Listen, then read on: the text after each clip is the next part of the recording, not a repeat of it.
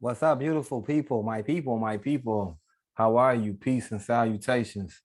Welcome to my presentation. My name is Don. I'm representing felontofelon.com. It's a non-for-profit based out of Chicago, Illinois. Well, we work pretty much with anybody and everybody who's trying to better themselves and clean their life up and just need some more information. Maybe you didn't go to college, maybe you didn't go to high school, maybe you weren't educated along the way of becoming the age that you are and developing into the person that you are right now. So Felon to Felon Inc. is just a organization that's ran and operated by inmates that have been incarcerated and released and back on the streets, um, back into society. And we just want to teach individuals and brothers what we learned about the system from the system, and why there even is a system. So we do a lot of teaching, educating, and just enlightening people on the way that the system is designed and why it's designed that way and why it has to be that way for the United States and for the state and for the municipalities that make the laws and uphold the laws and have to upkeep these laws so that the system will maintain its and be a system. So yeah, that's what Felon to Felony is. The link to our website is down below. Please go on our website and check us out. Take a tour of the website. I put it all together myself. Sign up for our email list. You'll get weekly updates on whatever we're working on, whether it be a campaign or picnic or just a newsletter full of information about what's going on in the United States. Because a lot of times, 9 times out of 10, a lot of people are at work or they got kids, so they just got the burden of having a life, school or whatever it is in life, that you don't have really that much time to go out here and do research and fact check and really just stay up on the news and what's current. So that's what Felon to Felon does. We stay up on current issues and topics so that nothing gets overlooked or swept under the rug. And it might, somebody might be getting 100 some years, which happens a lot, for something that they didn't even do, or something that's not as harsh as they making it out to be. So Felon to Felon likes to bring that type of awareness to the community so that, so that that individual can know that he's not alone, and so that the community can know so that it doesn't happen to one of you guys. All right, this video is going to be about, besides letting you guys know who we are and what we're about, my people, justice people, take back the prisons. I'm just doing some little ranting. These videos are pretty much just about, people that feel the same way as we do. Take back the prisons. It's all about prison reform and just trying to get the system cleaned it up a little bit so that it makes more sense. We're not, anti-establishment or anything, but we just want it to make more sense. We don't need, people going to jail for as long as they are, to learn a lesson that the jail won't even teach them in the first place, just sitting in the cell with no guidance, no mentorship, no counseling, no educating. Education is the big key. So we just want to clean the system up and make the system, make prison, if you're gonna have to go away, make it at least work. All right. Our prison system has failed time and time again. We hear them complain about guards and inmates, food conditions in the United States prisons. We know it's a for-profit industry, privatized by capitalists who could care less about the people in it inside's well-being, as long as each cell turns a profit. You know what I mean? As long as they're making money, man, you're just a commodity. You're just something on the shelf, like you go into Aldi's or you go into Jewels and you see endless products on the shelves. They're there so that someone will pick it up and buy it so that the company can make a profit. That's just like the beds in the prison. They're making these new prisons with more beds and more cells so that they can fill them up with people, so they can turn a profit. Time and time again, we see men and women return to society having lost lots of time with nothing more than maybe a few more muscles or some crazy horror stories of their time inside. What if we could fix this? It takes only 2 years to reserve to 2 years to get your bachelor's degree from a local college, and and on average, most men and women behind bars are facing between 5 to 20 years in prison, in the prison system. It would then make perfect sense to me that those individuals, if not able to return, receive a bachelor's degree, at least receive the knowledge and education one gains when pursuing a degree. So you don't have to necessarily give them these, I know people go to Ivy League colleges and pay all this money to go to school, and the schools charge you a lot of money for your education and put you in debt so that the system can make interest off of the money that they loaned you to go to the school and get the education. So I know that, that's another prioritized business model that they're in for profit to make money. So they maybe you don't have to get the certificate per se that that's what you basically pay for when you go to those colleges. You're paying for that diploma, that degree. You don't have to give these people the degree, but the education and the resources and the know-how and the books and just let them, they can read on their own. They don't have to necessarily have an instructor. These people are facing a lot of time. So I'm not saying give them these expensive degrees for free because they're in prison. They don't have to get the degree.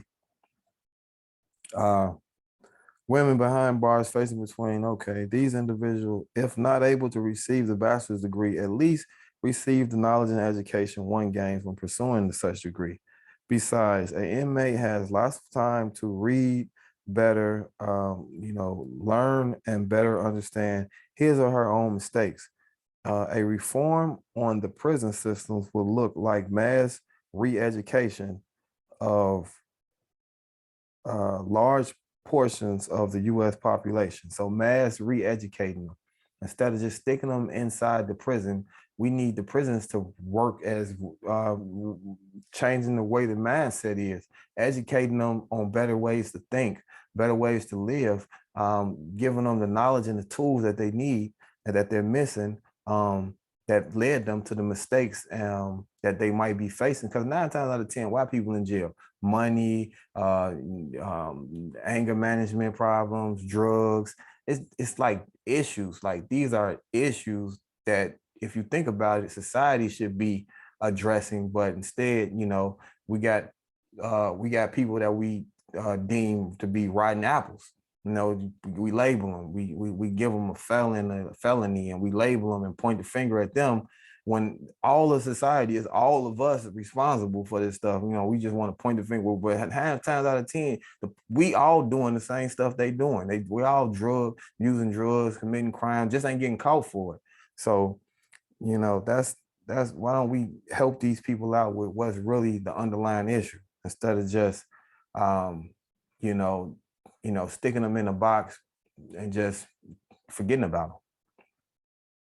until it's time for them to get back out. And then, they're a burden to society because they don't have any skills sets to go out and do anything other than get back in trouble. But is that the way? I mean, that's what a system is, a system for, call it a system for a reason, people. You got to wake up. Understand his or her own mistakes. A reform on the prison systems would look like mass re-education of large portions of the US population. Men and women become schooled in little as 2 to 5 years for enormous amounts of reading time and resources to do it.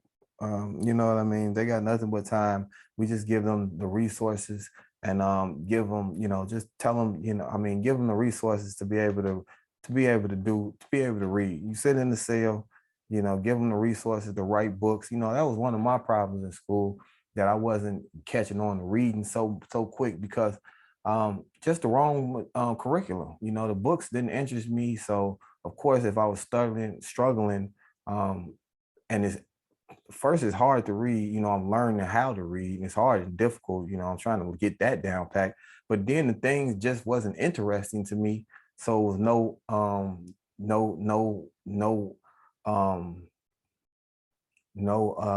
reason for me to apply the extra effort to learn it. You know what I mean? It's just like I don't like it no way. So, and it's difficult. It's like a double contundra, you know. So let's give them some good material, you know, the right material to stimulate them in the right direction. Is what I'm saying. So we want to learn, read more. And this is another thing I wanted to address in this video, along with aside from the education and the taking back the prison systems. I wanted, so that was, I probably in that segment of the video, taking back the prison system. That was my little deposition on that. You guys, um, you guys comment down below what you think about that. Oh shoot, I froze up on y'all. All right, you guys comment. So here I go. Y'all comment down below what you thought about that disposition and what do you guys' take on taking back the prison system? What does prison reform look like to you guys? All right, my next segment of this video, it's not going to be too much longer, is face tattoos. You know, I got something else I was working on, but it's, you know, side note, man, yeah, I'm 38, telling my age. But when I was coming up, the most, you know, it's just funny to me how times change, I guess. When I was coming up, what was it? It wasn't face tattoos. What was it, y'all? Keep it real. Neck tattoos. Neck tattoos was the badass shit, right? You know, it was the shit. You seen somebody with the neck tattoo, you was like, oh, they're so cool, they're bad ass, they're thugs and whatever, right? I never got one, obviously. But now it's like face tattoos. You know, the neck tattoo was extreme enough because, you know, nobody wanted, unless you ran turtlenecks all the time, people was going to see it. But now they just come straight with the face tattoos. Comment down below. You know, it's an epidemic too. You know, I mean, it's just pandemonium now, man. You go places and precedent in jail, and if you're a correction officer or you ever been to prison, you know what I'm talking about. Everybody in there face tattooed up. It's like never seen so many face tattoos in my life. Lawyers and judges. This is another segment I wanted to touch on, man. Competent mental health inside of the judicial system, man. We got lawyers and judges who literally people's lives are dependent on, because, you know, they make you with this whole loophole in their system. One of the things in their system is you really, you know, that you got to speak a legalese. You got to know the law, know the language of the law. If you don't study the law, practice the law, or you don't have a law degree, or you're not a lawyer certified, then they don't even let you speak in the courtroom. Pay attention to that. Judges won't even hear you. They'll tell you to talk to your lawyer. So lawyers and judges, though, how competent are they? We all know we all struggle in areas of our life. Mental health crises are real, people. You got people that are judging you, holding you accountable for a 20-minute, 30-minute, 5-minute, 1-minute, second thing, mistake you made that you wish you regret, you wish you could take back.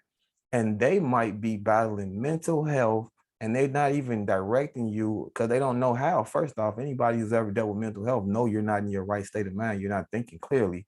And these people are being held accountable. I mean, supposed to be, you know, responsible for being the gatekeepers.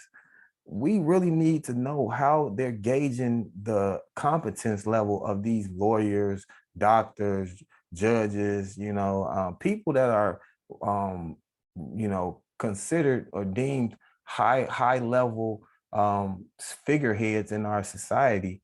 What are they competence level? What are they morals and values? Like, who's checking these folks? Seriously, people, who's checking these folks? It's almost just downright dangerous. So I wanted to check that, you know, lawyers and judges competence level and mental health within that. Law versus state, harm versus piece of paper. Oh, and this was another thing that was, you know, I was bothering me. It's just how the difference in laws is, man. I was just talking to a friend of mine and she was telling me that her cousin's birthday is coming up, but he's incarcerated and doesn't get out to next year. I think he's been in there since earlier this year or last year, maybe even now. This time is moving. But man, it was for some drug stuff. Like, he didn't ever hurt nobody. It wasn't a violent crime. And it's just amazing to me how you'll get time, all this time, when an individual, nobody was hurt, nobody was harmed. It's just a statue, you know, just You had a gun, you was in possession of a gun. They give you all these years, like just for having the damn thing. Nobody hurt, no victims, no one dead, nobody bleeding, nothing bodily harm, nothing done. And it's just something to me to think that you doing, you taking this guy away from his job. He can't feed his family. His kids have to suffer. His parents have to suffer. His loved ones have to suffer. And at the end of the day, nobody was hurt. He's getting all the suffering, and you making his family, friends, and everyone know him suffer when it was just a statute or the law. You got legalese and you got laws and you got statutes. Like if you get like something that's like just man-made laws, meaning like laws, other laws that would be like don't kill, don't don't bother anybody else's possession, and don't trick or conceive and mislead anybody into contracts and stuff. But other than that, you got laws like parking laws, don't park here, don't walk there, statutes that they charge you money for. And they make these laws and they give you time in prison for things that was just made up for money, purposes. And that was just on my mind, man. Y'all comment below if y'all know the difference between law of the land and legalese and statutes. Law of the land, laws and statutes. Y'all know the difference. Comment below. Yeah, y'all. And then moving to my last segment before I hop up off this video, I got a book of the day, a book of the video, because I'm not making these videos every day. So I guess it's book of the video whenever you guys watch it. Yeah. Oh shoot, I got the blur going on. I got the blur going on. I got stuff blurred out. Okay. I don't know how to turn that blur down. Oh, they won't even let me turn it down. Oh, there you go. I just got to step back and put it right here. So it's called Sundown Towns. Sundown Towns by James W. I don't know if y'all can see it. I can't really read it. It's backwards. But this book just tells you how much racism is going on in the United States. A sundown town is a town that was from a long ago. It was a white-only town, and they're all through Illinois. If I got anybody on here from Illinois, oh my goodness, you will learn a lot from this book. Look how thick this book is. This is a very thick book by a very good author who goes into a lot of research, very well detailed and documented encounters of sundown towns where if you were black, you couldn't be caught in that town after sundown, or they hang you or lynch you. And these are towns that to this day, no black person is on the ordinance. When they do that, they come through with the census. No black people lives in that town. And these were towns that were on record of being, were not on record, but that's why he had to do the research. But it was in their mayors and their, the towns, laws, bylaws and stuff, that they were a sundown town, really racist. No blacks allowed after sundown, after sunset. No blacks allowed to live there. If it wasn't like more than 10 black people that was allowed, and a lot of times not one. They killed a lot of people to keep it that way. Very interesting book. I'll try to go ahead and leave a link down below to, Amazon link or something, so you can just pull it right up. But very interesting. It's called Sundown Towns. You can watch a YouTube video if you don't want to read this book. Just check them out though, so that you know this stuff. This is right here in our nation. And it definitely was really going on, I don't know which way this stuff go. But there go the author and there go the name of the book. And a very nice book, interesting. Sundown Towns, A Hidden Dimension of American Racism by James W. Lowen, best-selling author of Lies My Teacher Told Me. That's another book I'll go over. I got that one over there too. Powerful and important, and instant classic. In this groundbreaking work, psychologist James W. Lowen, author of the classic bestseller Lies My Teacher Told, uncovers the thousands of sundown towns, almost exclusively white towns, where it was an unspoken rule that blacks weren't welcome, that cropped up throughout the 20th century, most of them surprisingly located outside of the South. This ain't Southern stuff, it's the North. In a new preface, Lowen reports on how sundown towns have changed in the years since the book first came out. and how some have not, including Killingworth, Illinois, which as of 2010 had not a single Black household. He describes second generation sundown town issues in such places as Ferguson, Missouri, a former sundown town that is now majority Black, but with an overwhelming white police force. And he puts the history of sundown towns in the context of current um, counter controversies about white supremacy and Black Lives Matter movement, suggesting things readers can do to ameliorate the issues and issues the book depicts. Very good book, man. He be busting them up, man. He's a white guy. This is a white author right here. So he went up against his own people. And he say sometimes he was interviewing people in these towns and they was wanting to go off the record. They wouldn't talk to him. They was low key with it. This stuff is real secretive, man. Real secretive about what's going on in these white towns, suburbs, communities, man. A lot of y'all check that out. That's all I got for y'all. Like I said, my name Don. Y'all hit me, give me a like, subscribe to my podcast. You know, I'm coming out with videos like this, always trying to bring awareness around prison reform, you know, Black people, and just educating ourselves on the laws and, you know, what kind of country this is and what kind of system they and how they playing the game. So I don't want y'all to, you know, have to go the hard way like I did, man. So that's why I'm trying to, you know, uplift my people and at least give them a little something to work with, you know, so that you can go ahead and get the knowledge and you can use it and think for yourself. So like I said, man, you don't know what you don't know until you know it. Y'all stay blessed, stay churched up, you know, and that's who's gonna get us out this is God, nobody over him. And thank y'all for watching. Thank y'all for listening to me. And please come again. All right, now y'all, I'll see y'all on the next one. Peace.